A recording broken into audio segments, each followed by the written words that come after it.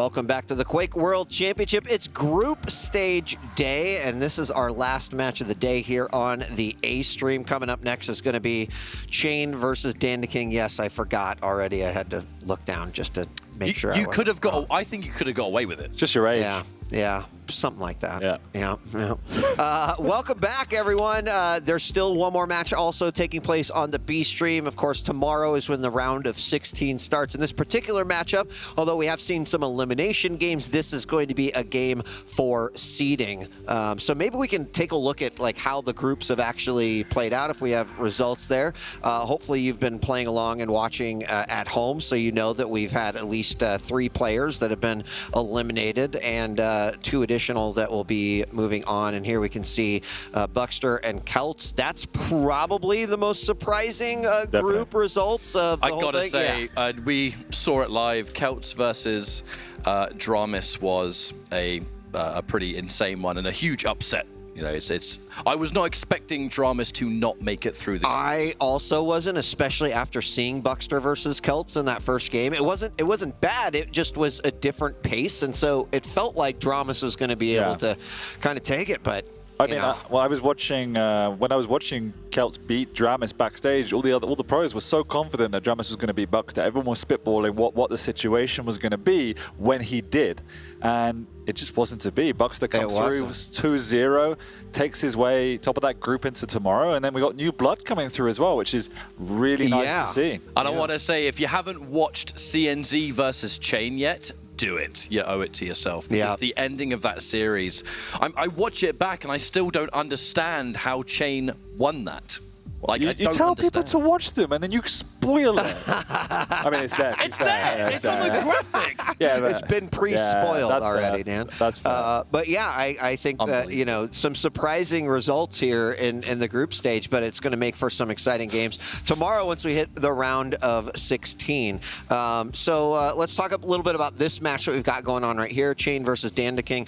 DANDAKING definitely stepping up today in the groups. Again, neither of these players are at risk of elimination, but the results of this game will determine where they are ultimately seated in the round of 16. And there's DANDAKING, right, who's played just a solid game, like nothing like, oh my god, over the top exceptional, but not like bad, right? And it's like, it doesn't matter. You just have to play to win on a day like today, and you know, try to. Even last year, he was incredibly unfortunate not to make it through to outside of the groups, and you got to give him credit. You know, being down in Down Under, he's like Mario Kart. He's playing against his own ghost because there's no real scene down there. So everyone hates you, Dan. To be, I just like to piss off everyone. But to be as good as he is, to come here and to make it out and potentially even be top once again, like, he fully deserves it. And I know you've been a big fan of him, casting him earlier, so you can kind of fill us in on what you saw. I just love watching a player that's not in the. He's got this thing where he's not a part of the regular weekly matches, and we don't get to see a lot of him. If you only watch Pro League, you don't get to see a lot of him in general. But when he turns up to LAN, he always just brings this confidence, this fearlessness, the experience, because obviously he's been around for a while. There's just this element of when he turns up, you kind of know that he's just there and he's going to disrupt everything. And then how he goes from there kind of remains to be seen. But against CHA1N, this is a matchup that, I'm going to be honest, I think DANDAKING could win. I mean, I think the one thing that CHA1N probably wants is like a decisive victory to leave the groups a little bit. Yeah. His regular play, I don't think has been very indicative of how he finished off last year. So, right, like CHA1N, someone who's like, I have got something to prove. Not saying that that's an automatic win scenario, but I think, right, like the burden's on his shoulders. And to your point, Ketchup, DANDAKING's like, cool, I'm in it no matter what. I'm just going to play my game, and that might be enough. Yeah, but CHA1N's got the same attitude. I think I was at breakfast with him yesterday, and he's feeling very calm, very confident, and he knows he's good. He just wants to play his own game. He doesn't want to concentrate on anything else going on around him. And he had a really bad season, but he's somebody that shows up at LAN. He puts in that time, and you're going to be watching his games backstage. He's been taking max off Rafa, taking everyone to close games, and his style suits this environment. So I think he's in a really good place mentally as well. All right. Well, let's actually, we sat down with CHA1N before QuakeCon started, and let's see what he had to say. My name is CHA1N. I'm representing Artisan. My username just came from when I was 14 years old, so nothing special, just thought it was cool. I think my favorite champion now is Anarchy. I think he can play very aggressively and he can be very overwhelming. So I like his speed and his durability as well. My favorite weapon, hard to say, maybe rockets. I really enjoy like the predictive aspect of them and how you can be really rewarded if you place them properly. This is not my first QuakeCon. This would be my third, I believe, in Dallas. But in terms of QuakeCon finals, I think it's number 5 or so. So yeah, my first one was in 2018. It was a pretty successful one. Financially, there was a very generous collegiate league where they got colleges involved, and I played with my friend who I know from school. I've known him for a long time, and it was a comfortable win for us, and it was a good payout. So that's how I started my QuakeCon, and since then, the first one in 2019 with QPL, that was probably one of the most fun events to play at. The format was really fun. We got to play 19 matches, so it was a lot of games. It was really good if you were a new player, which I was. I don't really care who I play. I just going to be focusing on myself. I've been doing very, very well in practice recently, beating some of the best players, so I know what I'm capable of. This is the best form I've been in by far, ever. If I was actually talking objectively, I think, based on form, I actually have one of the highest chances of winning right now. A lot of people don't know that, but in practice I've been doing very, very well. The toughest opponent I've had in scrims was probably Kilson. I didn't do so well against him, but I didn't feel like I was playing my best when I won against him. But he just has a very good style. I feel like he makes the least amount of mistakes out of all the players I played against. So I actually end up playing him. He's on my side of the bracket if I win 2 bracket games. So I think it'll be a good one if I get there. I just want to give a big shout out to Artisan. I'm sure everybody in Quake, really, and just FPS in general, they know who they are, who Artisan is, and I'm very, very honored to be representing them here. They've been honestly a huge support for me. Just they believe in me, and they're just supporting me in other ways that allow me to take the time and energy, really, to dedicate to training and really performing my best. Yeah, you mentioned attitude, and clearly I think the best attitude you could have is I don't care who I play. I just need, right, because I think at that point, even if you have a loss or you have some results that are not great, you reset, you move forward. I would say that CHA1N has been one player to show up at a live event and do some damage, right? Yeah, maybe is not showing the same results during the regular season, but at the end of the day, that doesn't matter if you're posting wins at the finals. Yeah, he kind of said that exact interview verbatim to me, so it was kind of a bit of an echo chamber. But I think just seeing how long... He was practicing. Yeah, with you, right? Good job, good job. But I think, interestingly, seeing that, I'm going to do some 5D analysis. The way he interviews, how long it was, how detailed, he's a very cerebral player. And I think that's why it benefits him on LAN, because he really takes a lot of time. You see him sitting like that, looking at the VOD, looking at the players. He just likes to be in his space, be in his zone, and just evaluate how he's going to take things forward. And I think that's quite a rare quality. Well, and interesting, he also noted, catch up, that, right, if I win 2 games, I'll probably go up versus Kilson. That is a possibility based off of what might happen here. And, right, he also said, like, that's one of the most difficult opponents for him. So it's this weird scenario where if he wins this game, he might be rewarded with a matchup versus a champion. And if he loses this game, he's still in the round of 16. But, you know, he's still going to have a tough match no matter what. But, you know, if it doesn't matter who you play and you're just going to play your game, then it shouldn't really bother him that much. If you're going to win the tournament, you got to beat everyone. Yeah, but it does raise the stakes, right? He said Kilson's a 1, basically, subtly, I don't want to play. And now he kind of has to win this to avoid that fate. So it does raise it a little bit more than it otherwise would have. What do you, really quickly before we get to picks and bans, right? Like, I would not say that CHA1N's name has necessarily come up as I think that this person could win, right? I think at a finals event, you kind of have to go, anything can happen. And clearly people have sort of their top 4 that they expect to go. But, like, do you think, based off of what you've seen, that CHA1N is capable of doing that? It's hard to say yes, right? Because we haven't seen it competitively for a long time. And he hasn't played the Maestro guys in Scrim. So he's kind of judging his evaluation on playing Rafa and Kilson, which he's doing competitive against, right? I think his style suits him to go well into brackets. I haven't ever seen that X factor from him that I think is champion quality yet. All right. I feel like if there's one tournament to have that, it's going to be this one. It's just, sure. You know, this is the tournament where everyone is here. You know, you're lined up against one of those players, you play him, win or lose. And if he's confident that he's able to do it, then hopefully he's just able to produce at the same time. Because, I mean, look, we're all happy for an unexpected result. And if he's able to do that, quite a redemption story. Because we'd spent ages talking about CHA1N. And to be fair, even here, you know, there's even DANDAKING on the other end. And we've just been talking about CHA1N. It's just that for CHA1N, it was not being able to return to a form that we'd seen. And if that return happens today, great. If he can defeat DANDAKING to start that stepping stone, all the better. Yeah. Well, let's take a look at the picks and bans and see what we got in front of us for this last matchup here. Awoken, Blood Covenant, and Molten Falls bringing in the Scale Bearer, ladies and gentlemen. What do you got to say about this, Dan? I mean, if this goes 3, we know who's winning. So DANDAKING's got to take it home in 2. Interesting clutch ban from DANDAKING. We've seen CHA1N play it a little bit online towards the end of the season. Not enough where I would say it validates being banned out. Nonetheless, CHA1N's gone light into that heavy, starting out on Awoken. DANDAKING picking up out of everything he could have picked out, he picks the visor. Yeah. I can't explain why, beyond... Oh, I was feeling it. So I'm just hoping that we see a strong reason that's the case. Yeah. Because as we have, and I've mentioned this a few times today, as we have entered like the later stage of this year, even in practice, I've seen more players do things like pick clutch in the scrims. I've seen more visor pop up in Pro League on maps that you normally wouldn't see visor on.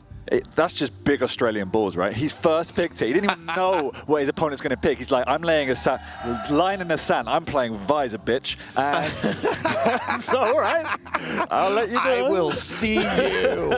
And CHA1N got the Anarchy on Blood Covenant, right? Which he wanted. He said it's probably his favorite champion. So he plays it well. He definitely plays it really well. And I love the counter in the slash because you can punish that Anarchy. Obviously, it goes the other way, in which the Anarchy with that inject can completely distort a light champion in these fights. But I do like it when slash is played well. And I really want it to go to 3. I just want to see Scale Bearer. I feel like there's two sides to this desk right now. You know, when I hear I just want to see Scale Bearer, I look on the other end and weep. I'm just like, it might be a free win for DANDAKING. Is this all I'm saying? I don't know. Versus the Strong, it's a little bit tougher, but. I don't know. It's Bull Rush in a dream, my friends.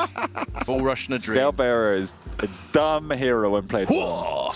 Dumb hero. It might be. All right, we're about ready to hop into this game. Any quick predictions before we enter in? I'm going to say 2-0 to CHA1N. I think DANDAKING was looking really good, but you know, everything we've heard from CHA1N, the arrogance is there, and I think from what I've seen in the picks, I would say...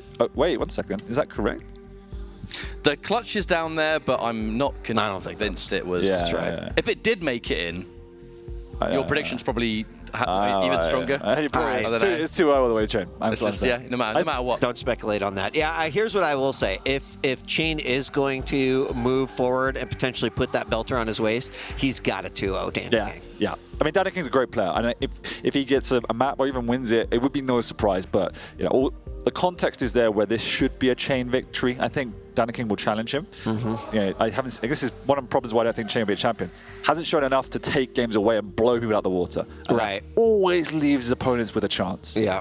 An opportunity show adaptation. I got to say, I'm going to have to break it up just a little bit, though, after looking at DANDAKING earlier today and really seeing just his level of consistency, even on like a basic level. I definitely think he has what it takes to make it a 2-1. But I don't imagine them being dominant maps. I imagine them being close if it's the case, but I'm not counting out DANDAKING here. I mean, I don't know if you guys know this, but they've been training kangaroos down there to play Quake champions, so there's a whole new group of opponents for him to... Pretty sure I saw one of those matches earlier on stream. All right, we're live. Get out of here, Dan. We're going to take this one away, catch up as we are officially live here on our first map. Oh, my God. Sorry. Oh my god. No, that wasn't even the that player. was an appropriate response I right wasn't there. even the Did Athena not see player. DANDAKING at all on the screen. All of a sudden, Jayden is flying off the side of the map. Thankfully, he's got a hook to bring it back in. And will he get his first frag on? And he will. Put all the eggs in the basket of the rail, and both of them missed. That was good recovery by CHA1N. It was. Good recovery there. That first frag will be pretty big. It was solid. It was clean. It's going to have... nice. Hit that Have rocket DANDAKING's after that. rockets just got extra knockback or something? Because this map's only been live for 50 seconds, and we've seen CHA1N get sent here, there, and everywhere. But on the opposite end of that, CHA1N, in these stressful situations, has been playing nice and reserved. Has been hitting those shots. The defensive position's been great. And DANDAKING has been unable to push. And actually, even more so, as you could see there, Piercing Sight was just used, and it didn't enable him, to get anything from that. It didn't at all. LG comes out, trying to get a frag from the bottom right there.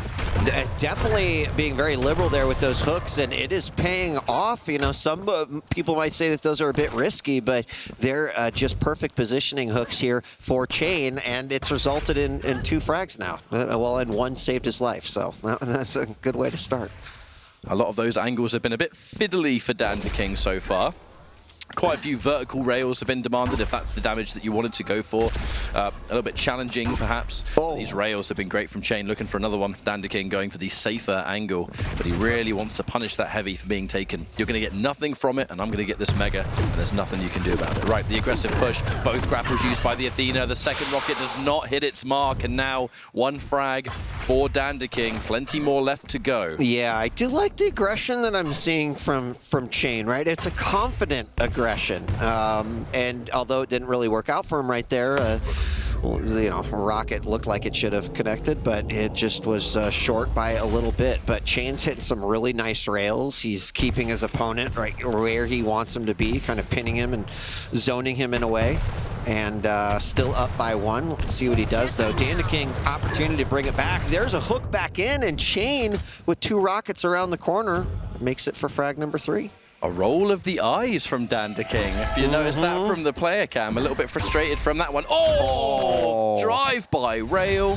And before you can even blink, he has been able to obtain himself another frag on the board. Now, I've got to say, I'm kind of deep down paying attention to trying to see why this visor was selected for the matchup, because right now we haven't really seen a huge amount of reward. You know, obviously the piercing sight, you're going to get information here, but DANDAKING has been unable to use that information for anything substantial yet. He hasn't really been able to win these fights. He's not been able to do the staple, which is get a frag, pop your piercing sight right near the end, find the spawn, pressure the spawn, maybe try and stop someone from running away. You never know. It's just CHA1N has been so efficient at this in and out style that even if you can see him, it doesn't matter. Yeah. You know, CHA1N is also, these are unconventional hooks that we're seeing out of CHA1N. In fact, there was at least 2 that we've seen so far in this matchup where he's just kind of used it during a fight to just kind of randomly change direction. It's not random because he's aiming it right, but it's kind of faking out your opponent, right? And like having them guess a little bit. For your opponent with the potential of 360 direction, it may as well be random. Yeah, I mean, that is pretty true. And I think that's maybe one of the reasons we saw that eye roll there. It looked like he'd hit him off the platform, but then CHA1N right back in it, put him back in a position to be able to get those 2 rockets in. And, you know, right now, I really like what we're seeing from CHA1N so far. Hang on a minute, though. DANDAKING, this is a green light to go in and push forward. He knows he has to be really careful, though, because going up that jump pad to make chase is going to be a death sentence, and does not want to lose all that stack that he's just worked so hard to build. Now with the piercing sight, I guarantee he's used it by now. And there we go now. The cooldown's on. CHA1N probably does not know that DANDAKING has used it. Yeah. Now the aggression of DANDAKING, unpredictable in its own right. Could have maybe gone in there, but I think he really wants to keep himself reserved. The experience a player has will always show you that I need to get 4 frags, but we're not even halfway done yet. No, we're not. Also, I mean, DANDAKING, he's got solid control right now, and CHA1N seems okay with that. He's going to try to break through here, potentially with this heavy. Actually, no, he's just going to drop down, position back up for the Mega. He could delay it here a little bit if he wanted to, and that will happen as he uses it to bait out, but then he will give that up. Now, I'm not saying that's necessarily a bad thing, but you've got a lot of work to do to get that next frag, and he does. The rocket damage does work. That rocket placement at such an unusual angle, all 3 shots hitting more than sufficient, enough to, I would say, push in for DANDAKING, but that defensive rail has certainly changed the plan just a little bit.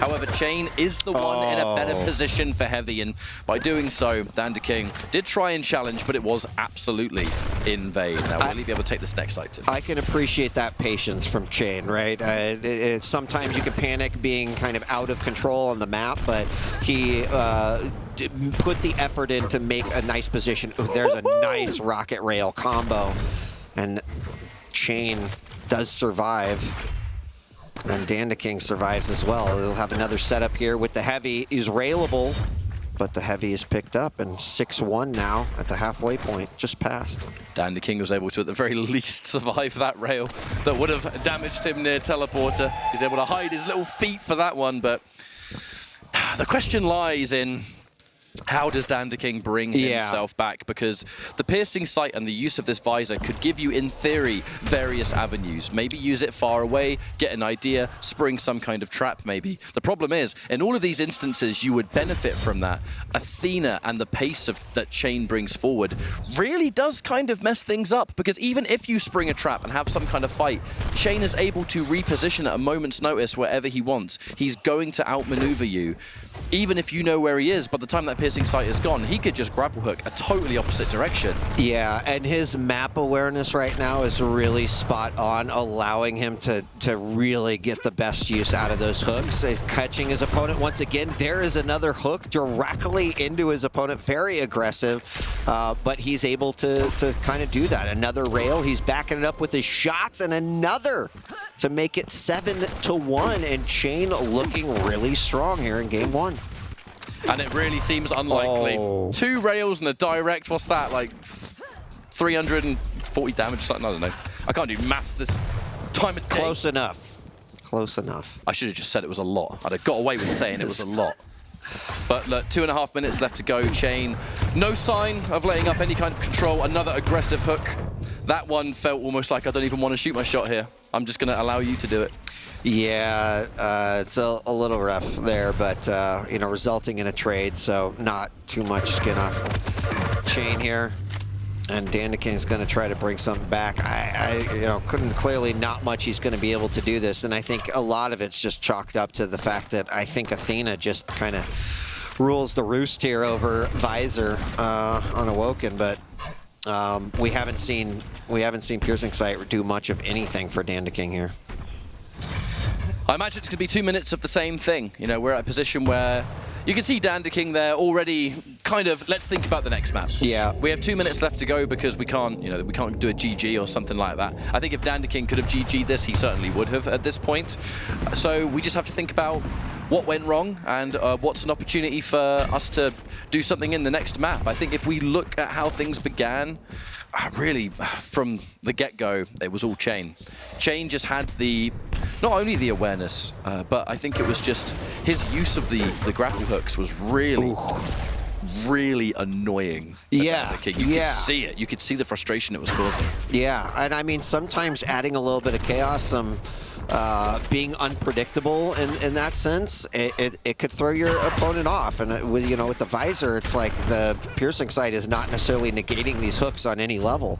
CHA1N has used it both offensively, defensively. In a couple cases, it kind of put him in a bad spot. But when you're 7 frags ahead too, you kind of have some freedom and flexibility in order to do that. So 1 minute left on the clock here. Catch up. This looks like it's going to very convincingly go CHA1N's way. And that could set him up for potentially a 2-0, but we'll have to see what happens in game 2. To be honest, one of the more impressive things that we've seen from, I don't know what that was, but I think CHA1N he thought he was going to be able to hook out of there, but maybe should have aimed a little bit more to the right. I tried to aim at the tree, but the tree hasn't got a hitbox on it. Yeah. I'm stuck. But on a more serious note, what I was going to say before that was, CHA1N, there's been something rather chaotic about the way he's been playing this, but it's very clean and controlled. And I think that can be quite a strength to have in this game, is going not necessarily the most expected way. Ooh! Hello, hello. but being able to have a complete head on top no matter what. Yeah. And CHA1N, I mean, you could see it there. He was calm, collected. As Dan was saying a lot during the pre-game, there's a lot of confidence, there's a lot of self-belief that I can do this. I've been looking good in practice. I think maybe even I could win this entire tournament. So being able to see that changes things a lot when it's game day. Because if he can win the next map like that, I think we're going to be talking about him tomorrow, for sure. Yeah, there's okay. That hook was not very beneficial here, but we've seen a couple. I don't know. We might see one in here where in mid battle, there's just kind of like a hook off to the side, and it ends up quite well. So mobility, definitely a winner there. CHA1N's got to be feeling good about this, and I do think that bit of unpredictability is beneficial in this state. Right? You think about these guys that have played regular season, they've played the same sort of individuals over the course of 18 weeks. Throwing in, some chaos there can throw some players off. Not saying that's necessarily the case here, but I think with that confidence that CHA1N has, it's not a bad attribute to carry along with it. Hey, no matter how major it might be, an extra element is an extra element. Yep. And in this kind of setting, let's not forget, right? We're used to seeing the weekly Quake Pro League. We're used to seeing 3 maps regardless, and then, later on in LANs and that, you've got more games to work with. Right. It's the best of 3. You can win in 2 maps. So having anything under your sleeve, even if it's enough to win a single map, is monumental, because that's half of the work required to win the entire thing. Now, to give DANDAKING his credit, 1 map is not a fair representation of how the series will go as a whole. Yeah. Could definitely win map 2, but CHA1N's looking very good. Yeah, I also wonder, right, how different that might have been with a little bit different champ pick, but right, we can't read the minds of these players, so we're not quite sure what was being thought there, but we'll see what happens as we enter into game 2. It's going to be Blood Covenant, and I've now totally forgotten the champions. What do we got? Anarchy? Yes, Anarchy versus Slash, right? Slash. Yeah. My brain was trying to remember whether it was that or the other order of the champion picks, but I do believe it was. Because then the final map was the Strog versus the Scalebearer. Yes, I do not believe that we're going to see Clutch on Blood Covenant, despite what you may see there. Yeah, it's hard to tell sometimes. Obviously, sometimes new graphics, new little bits and bobs they throw in there, so there's always a chance. Maybe, to be honest, maybe we shouldn't even be talking about it, but we're just trying to give the people at home the most information. Just because you see it, don't mean. But you know what? We're going to find out in due time. And that, regardless, actually, of whether we get that or the Slash, it's going to be fast. Yeah, and that agree. is the guarantee. Yeah. And it again, if CHA1N wins this, then he will probably be at least on the trajectory to potentially face an opponent that he said, right, has been giving him a little bit of trouble, Kilson. But as you mentioned earlier, right, if you are going to be champion, if you're going to wear that belt around your waist, you've basically got to be able to go up and beat anyone in this case. So the right attitude, we're about to hop in and find out what exactly our champ picks are going to be. I think the original graphics were right, but we'll find out shortly. It makes more sense. It definitely makes more sense. It does. And it will be. There you go, Slash. Yep. The clutch was quite rightly taken away from the ban, and it's now going to be a matchup that we have become, I think, at this point, quite familiar with. And all these rockets have been so good. DANDAKING starts off strong with that rocket barrage. 20 seconds in, he's already got a frag. Just kind of pinned in the corner there, Ketchup, and there wasn't much he was going to be able to do. There was really only 2 exits: walk towards your opponent or go through the other door, and either way was probably not going to be a safe exit. So DANDAKING on the board early on. Right, momentum that he might be able to carry, but I think that just happened to be a very fortunate situation for DANDAKING, and he capitalized on. I present to you 2 choices: die or die harder. Now, from this point, though, we're looking at DANDAKING. This is more information for sure. Sitting in the middle of the map and just listening out for where they're going to be. In this case, actually, though, CHA1N has been able to push forward with some pretty impressive rails. That's going to force the hand of DANDAKING to retreat. Not particularly sure this 1-0 is going to last long. CHA1N looks to be pretty much on the warpath, I think, and trying to scout out. The Heavy's just been taken. And the Battle of the Lights, the Heavy, is so monumentally important. Let's not factor in as well CHA1N having access to that inject. So you almost imagine that CHA1N's going to prioritize that Heavy over the Mega in this matchup because of the access to so much help with DANDAKING's rockets. 3 rockets to undo all that hard work. and that is a fantastic way. What? Whoa. Okay, I see you. I didn't even see him coming around that corner right there, and there's 3 quick frags here for DANDAKING. Now, CHA1N mentioned he, prefers Anarchy, likes to be able to kind of go a little bit aggressive, but DANDAKING kind of feels like he is, he's expecting that, and so far it's paid off, but that's also because DANDAKING has been hitting those shots that he needs to hit. He hears that hoverboard from a million miles away, goes in for the shot. Great LG as he drops down, and I feel like we're watching a different player. And getting the rail off spawn too. It's the damage output that is changing everything. And I must say, actually, against CNZ, DANDAKING, one of the major factors that allowed him to secure his victory earlier today was the consistency of damage output. Every time we go into one of these matches, DANDAKING is bringing a massive amount of damage that if you can't compete, is going to be kind of hard to bring it back. And in these instances, there's a lot of fights happening. DANDAKING, he's hitting the rails. He's getting a high concentration of damage on those rockets. And look, we've only just started 4-0 as well. Yeah, I mean, we've seen somewhat of a meta shift on this map throughout Season 4, where we get more we get the, our light champs with some speed there, but we still see a lot of long-range play. There's been a little, I'd say a mix and match of the two, right? CHA1N's certainly not one who's afraid to go a little aggressive, and there's a big opportunity for him there as he hits the rocket, then flies down a second one, follows up with the LG, and that's the first frag on the board for him. So 4 frags was probably feeling pretty good and comfortable here for DANDAKING, but so early on catch up, right? There was going to be an opportunity for CHA1N, and he finally found it. Aware probably would have wanted to try and get a little bit of damage there on DANDAKING, but at the end of the day, that first decision is going to be, I want armor first. Yeah. And now he has it. We can start cycling around. Likely has a mental timer on the Mega, as DANDAKING is now back here. Fair to assume if he's taken all this, he survives. Not using the inject in that. Actually, no, didn't have it available, so definitely missed that one. Yeah, I think it was used. Yeah, must have been. But at the same time now, DANDAKING being able to make that last frag, not very monumental. And we saw that too. DANDAKING was staying in the fight. Even if he lost a fight in the last series we saw, he would refrag straight away and basically reset the situation. It's his dedication to the damage that's just been a lifesaver. Waiting, setting up a little trap here, but CHA1N anticipating that with a nice little attack of his own. Unfortunately, DANDAKING handling it quite nice. He answers back with the rail, and both players screaming for their lives there as they disengage.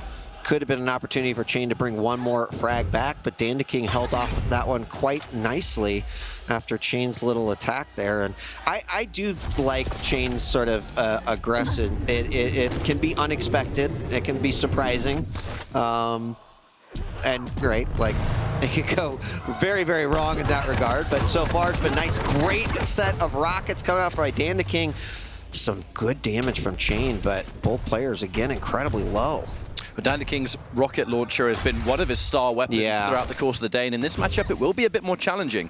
Let's not forget, you're going up against Anarchy, a champion that has that increased air control. It's really his entire gimmick. So if you have that rocket launcher in these 1v1s, it's a lot harder to place them correctly. Unless you can get a magic prediction with like a direct or something, it's kind of obvious as to why DANDAKING's not getting as much mileage out of those close-range rockets. CHA1N's able to get in and out, deal damage at the same time. Even now, 5 minutes to go, I feel like I'm not counting out CHA1N just yet.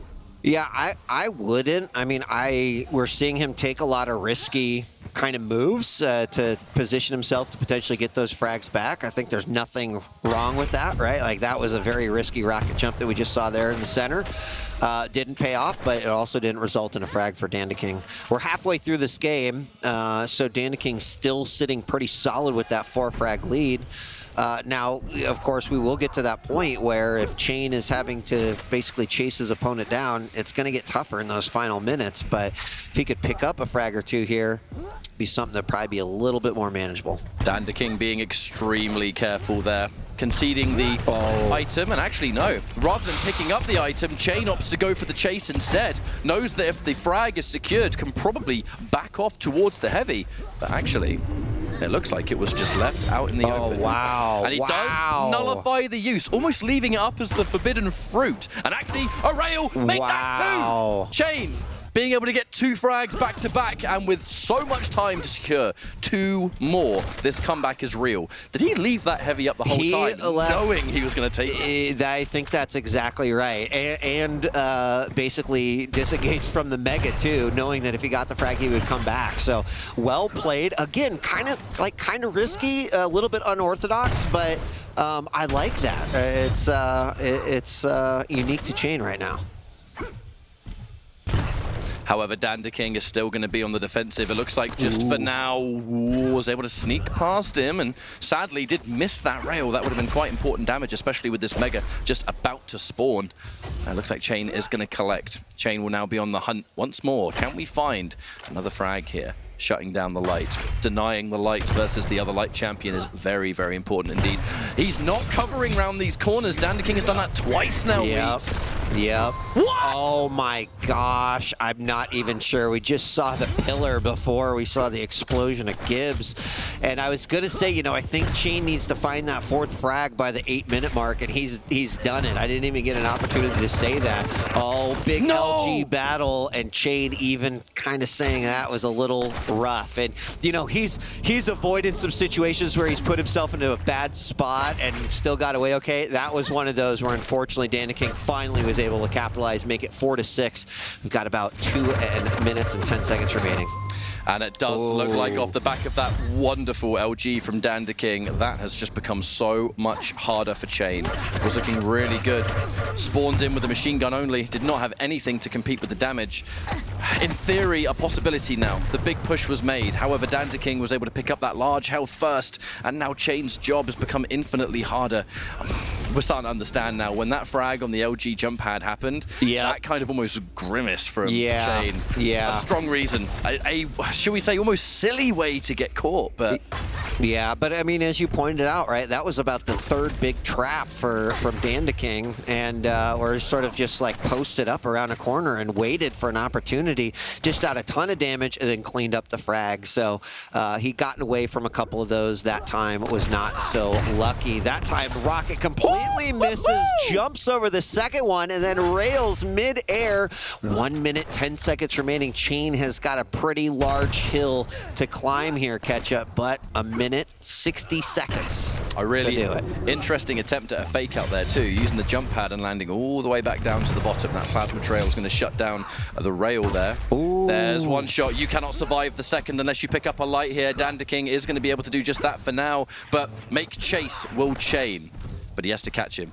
With a champion this fast, you can't just simply follow their lead. You have to get a good prediction on where they're going to go. And as you can clearly see, DANDAKING able to get in and out on a moment's notice. CHA1N has had a fair idea exactly where his opponent is, and now the demanding rails that need to hit their mark. CHA1N needs to get a frag now because DANDAKING is going to delay the spawn. DANDAKING is going to spawn probably far away. This is the last opportunity for CHA1N to get that 2-0. Right, the fight up close. Hits a bit of damage, but the defensive positioning from DANDAKING, if you follow me here, it is pure advantage for me. I still have to appreciate that, like, when you're in that position, you've got to make moves to try to make something happen.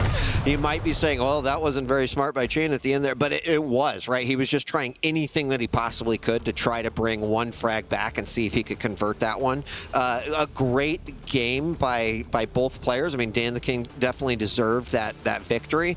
I would say that I quite like kind of CHA1N's approach. Played a little bit risky. It can work against you, but right, he got several frags back on top of that. DANDAKING just was the better Quake champion that day. There was that comeback that was so close to working out, and CHA1N was working really hard for it, was hitting some really, really good rails to set them up and finishing the job. It was just, amidst that comeback being made, DANDAKING, I think it was about 3 separate times, sprung a trap in a place where it's not really the most unusual place for a player to be hiding. I think the first one was right near teleporter exit up where power up normally spawns. The second was on the bridge near heavy, and the third was caught near the jump pad, the one that made CHA1N just recoil in his seat, because that stopped all momentum. If that frag didn't land there and then, CHA1N definitely could have made that full comeback through momentum alone, and that just snuffed it out. Yeah, and he had just those 4 rails in a row. That was just so spectacular. So yeah, it was right after that when we saw the LG kill. And I mean, the funny thing is that I think it's right here, is that look at how much damage. Actually, CHA1N did a fair amount of damage. Another rail, and that would have been all she wrote. But so great exchanges there. Scoreline 8-5, but it was pretty close throughout that matchup. As I said at the beginning, we've been talking about CHA1N in droves for good reason. CHA1N always has one of the more interesting stories of a player. He's been so confident, but DANDAKING, look at the damage. That's trap damage right there, Ketchup, right? I mean, 1,400 rocket and another 13 LG, like that was all kind of unanswered in those traps. That damage suggests opening high damage rocket, follow up with a nice amount of LG because they're knocked up and it's an easy little trail, even against Anarchy. And that's against Anarchy, a champion with more controls. So who knows how that could have gone if he was playing someone else. And now we're going to be moving on to the final map, which means that it will be Scale versus the Strog on this one. I gotta say, like, despite all the things I've ever said about Scale, but this feels like it's definitely in CHA1N's favor here. It's a map that, on face value, you wouldn't have ever expected Scale to be strong on it. Because when I first started seeing people pick Scale Bearer, it was on the slightly smaller maps, the maps that tend to have like a lot of fighting and close combat, because bull rush, because of the movement that, to be fair, Scale Bearer over the years has gone over so many movement changes, it can be hard to keep up. But the way he moves right now, very clean, very fast, very momentum heavy. So who knew? Who knew that one day we'd be seeing Scale be a popular champion here? But it is going to introduce, as many of the heavies do, areas of the map you just need to steer clear of. Yeah, and that will be, right, like all of the places around our major items on this map are going to probably be very good bait spots for that Scale Bearer. How I would expect DANDAKING to approach this one is to play keep away, right? A solid rail game with Strog and, probably playing the upper or the middle area. It might be even one of those situations where you kind of are okay giving up a few major items in order to just land those 2-3 rails, similar to what we saw in Game 2. So we know DANDAKING is capable of doing it. The question is will he be able to keep up, right, with the heaviness of Scale Bearer?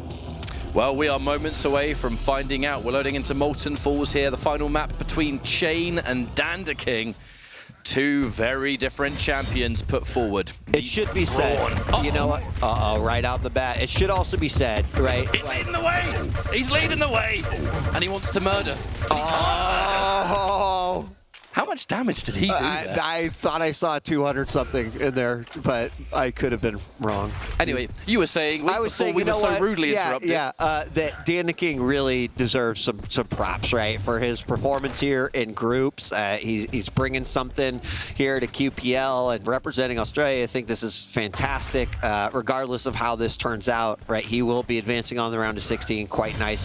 CHA1N probably still wants this win, potentially go up versus Kilson, but both deserved by these players, I think. Oh, you can say that again. Oh, very nervous when you get those rockets in those situations. Now, DANDAKING has been able to maintain a much larger stack than CHA1N so far, which I think more goes to show that CHA1N is keeping the cards close to the chest at the moment. We're not peeking out. We're not even really looking for rail angles at the moment. I think we're just trying to build ourselves back up to a decent amount of HP. And then we can start to plan our attack on the next set of items. Even here, DANDAKING, you've got to be so certain that CHA1N is... Yeah. You've got to be so certain that Scale Bearer is not around before you pick one of these up. A lot of respect is being shown. Wow. And this is like full control here for DANDAKING. Now, I wouldn't shock me if CHA1N just plays the, I'm just going to set up a trap, try to find, and right now, just based off of the corners that DANDAKING is checking, like, he doesn't really know what CHA1N's got up his sleeve. Yeah. No way on this earth he was going to go through that door as well. My opponent's down near rail. That's like one of the prime locations for Scale Bearer to do what he does. Yeah. And in this case now opening up, that's going to give extra information, maybe for a rocket as we open. Looking for that LG. If there's one thing heavy champions don't like, it's lightning gun. That's a lot of damage. And even more so now, DANDAKING has been able to more than equalize. Lovely rocket angle and the rail. CHA1N just didn't have access to the bull rush, and if he didn't even have the health. A rare sight. You know, like just based off of the 2 minutes that we've seen, I like completely am changing my thoughts here because given the movement that DANDAKING has and given just the size of the map, to your point, as long as he stays out of what would be considered these heat map danger zone where CHA1N could really do some significant damage, he's controlling, he's playing that long distance, a lot of LG, hitting those rails to clean up, that could win you this game. It's a great pick here by DANDAKING too. You know, I know Strog is good on this map anyway, but if I'm thinking of champions that can compete with what Scalebearer wants to do, you would imagine that Strog, with the movement alone, is just able to keep that dance going, being able to stay outside of that effective range while at the same time looking for the rails, looking for that LG, anything to just chip away. But what normally would happen though is that players would concede a few items. DANDAKING has had control since the very beginning, so on a really weird turn of events, CHA1N is the one significantly down because he doesn't have the stack, he doesn't have these opportunities, and DANDAKING is keeping him at arm's reach. Oh, I thought he was actually going to be having aced all of the major items, but finally CHA1N comes in and sneaks one away. But look at these rails, Ketchup. They are equalizing the matchup, and CHA1N, I think, wants to be in the face. He wants to be aggressive, but not when you're getting railed like that, and then you go in with like half a stack. It just doesn't make a whole lot of sense. So I'm not speccing, so I can't necessarily look at like what the count is on major items, but I don't think it is very good in CHA1N's favor. And doing the runaround. What, Dan? What was that? Hey, look, oh, okay. look, we'll save that for like 6 minutes. Tears over there. All I'm going to say right now is you'll notice DANDAKING in that entire sequence never even considered dropping down to that level. Of course. Positioning has just been the most important thing because I don't want to be down there with him.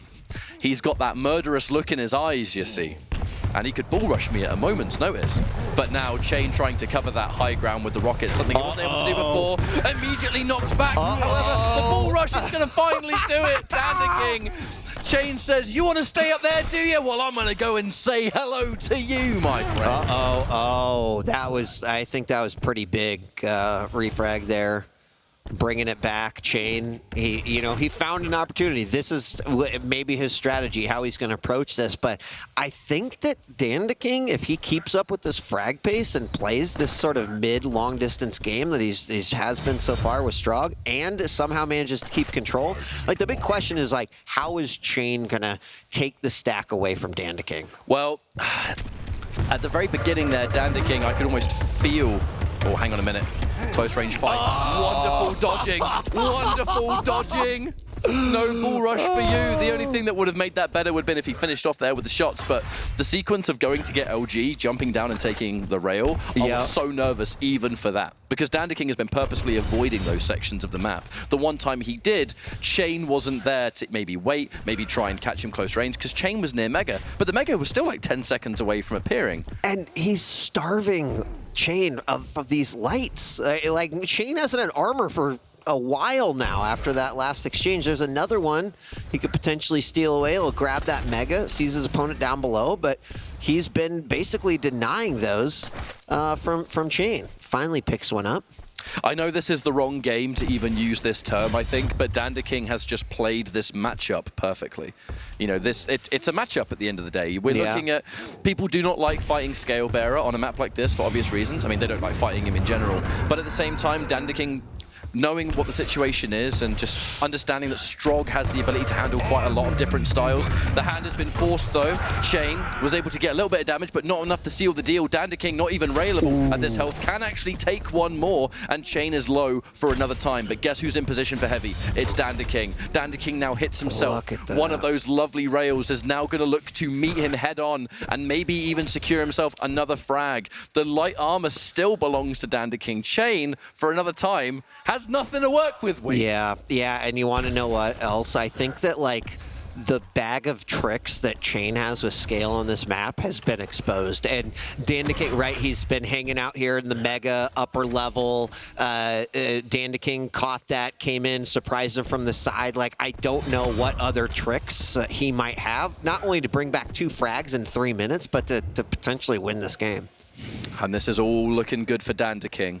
You know, I said at the beginning of this series, you know, I can't count him out. Just looking at how he fought earlier today in his first matchup, there's such a level of consistent performance that, you know, we're going up against a weird matchup with a champion that is unorthodox. Right. I'm playing it.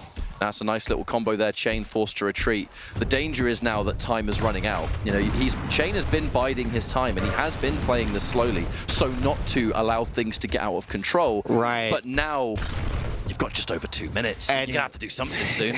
You're up against someone who can just kind of, you know, slide to victory. And this is going to be like, this has got to be a frustrating 2 minutes here for CHA1N. Now, I like what he's doing, right? And now he's kind of anticipating. I wish that he would have been kind of playing in this way for the first 5 minutes or so. But he is going to get an opportunity. That was pretty big. Big rocket there. He's going to rocket jump up. He knows he's got to make a move here. Oh, he's stuck. He got stuck. Oh. I was about to say CHA1N almost went down, but with how weak he is, it's still going to be hard for him to escape this with his life.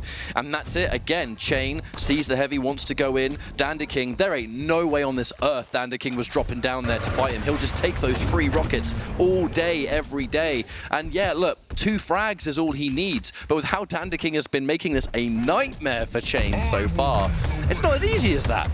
I'm so eager to see the item counts at the end here, because I think it's going to look pretty bad here on the scale side. And there it is. That might end up being game. And once again, Scale Bear's win rate in the QBL is shattered with a loss against Strong on Molten. I'm not going to lie, Wheat, when you went shh, I thought you were going to say a different word.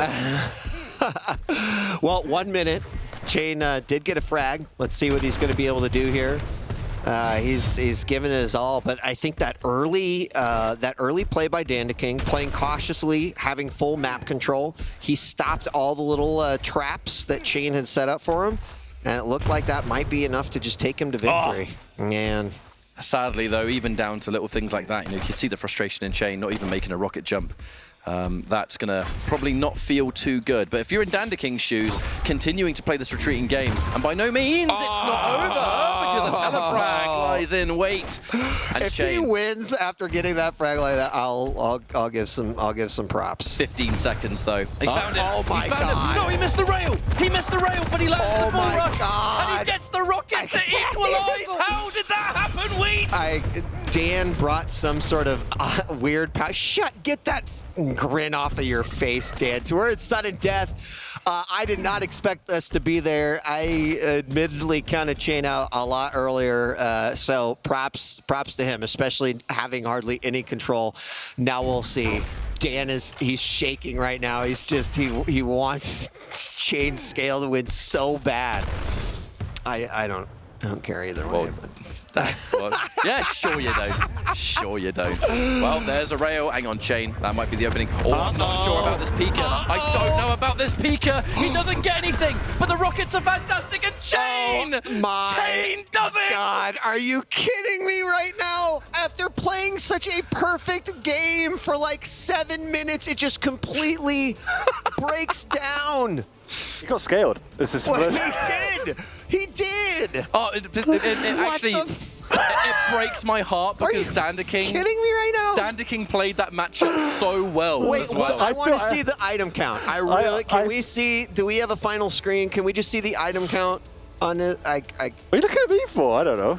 No, it was a general question to production. I genuinely feel really bad as well. I thought DANDAKING played that perfectly, but yeah, that was bullshit at the end. I don't know. Like, was it a confidence thing? Like, okay, I'm 3 frags ahead. I've got the faster champ. Like, he got a little bit maybe cocky when he stuck around for a second to do some damage at the TP, but otherwise it just got scaled. And I mean, what a series that was overall from both players. Phenomenal gameplay, and this was just, he should have gone on earlier there. That's the big mistake. I can't believe, oh my God. There was like 10,000 things he could have done out of that teleporter. Yeah. That was a smart move by CHA1N, going back in and getting the telefrag, you know, super calculated, and then this right here. Panic, yeah. Yeah.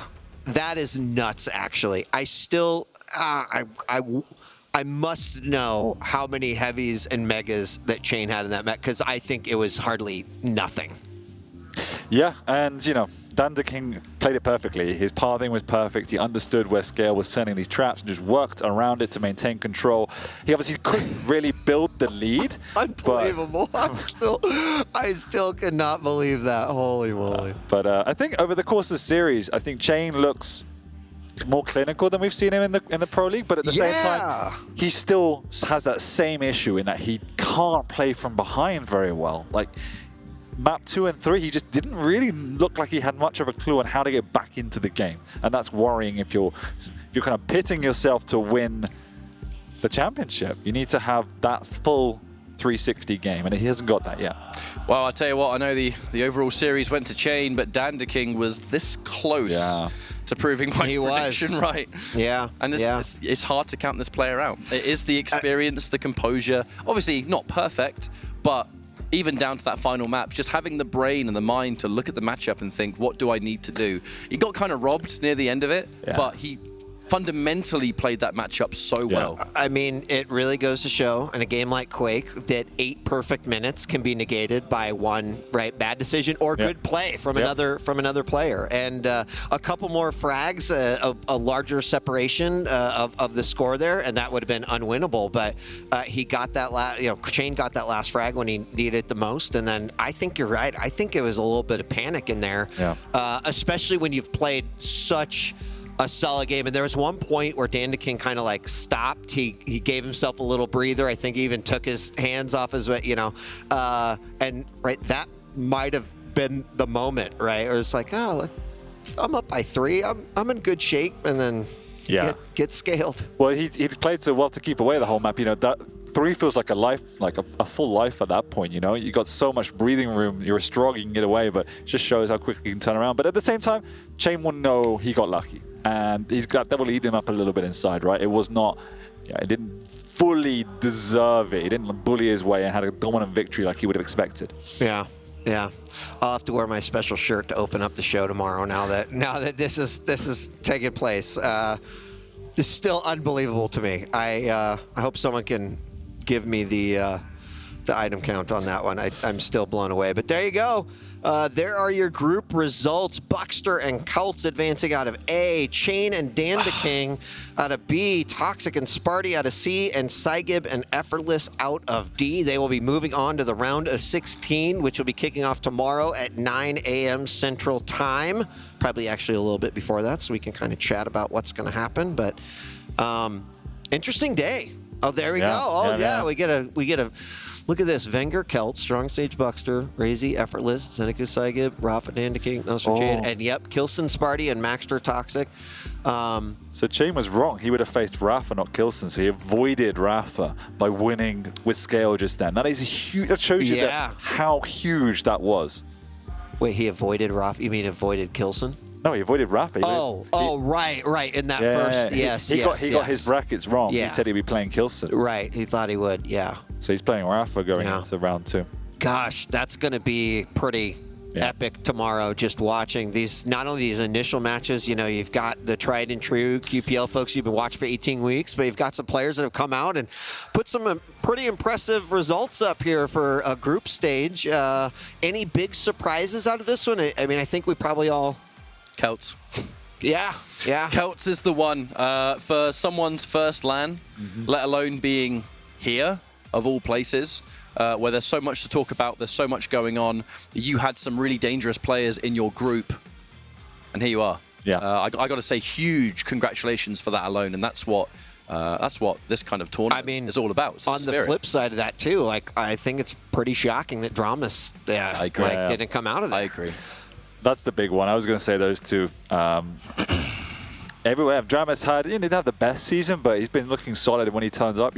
He's beating some very good players, and so to lose both series and go out flat, no one's going to be more aware of it and disappointed than Dramas. Of course, he's going to be. I'm sure he's probably devastated right now, but It's the cutthroat nature of the tournament, gentlemen, is you turn up on the day, and if it's just not your day, it can result in things like this. I mean, we said coming into this throughout the last final weeks, like, guys, get ready, because this is going to be an epic QuakeCon. And a lot of times, you know, we're like sitting through day one going like, all right, we're ready for day two. But I think day one delivered on a lot of different levels. And I agree. if this is insight into what we're potentially going to be seeing tomorrow, like, yeah, the superstars, the legacy players, they're going to be going nuts, but I would not be shocked if we see maybe an upset tomorrow or someone drop down to the lower bracket a lot sooner than you might expect. So hope you're going to be here tuned into day two. Any final thoughts before we wrap up the day?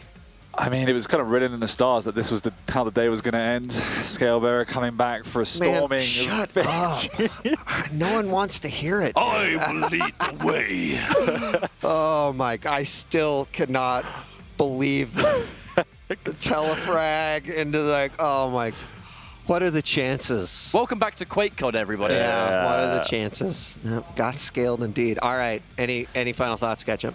We don't want to hear any more final thoughts from ZSX. Look, it's just nice to be back.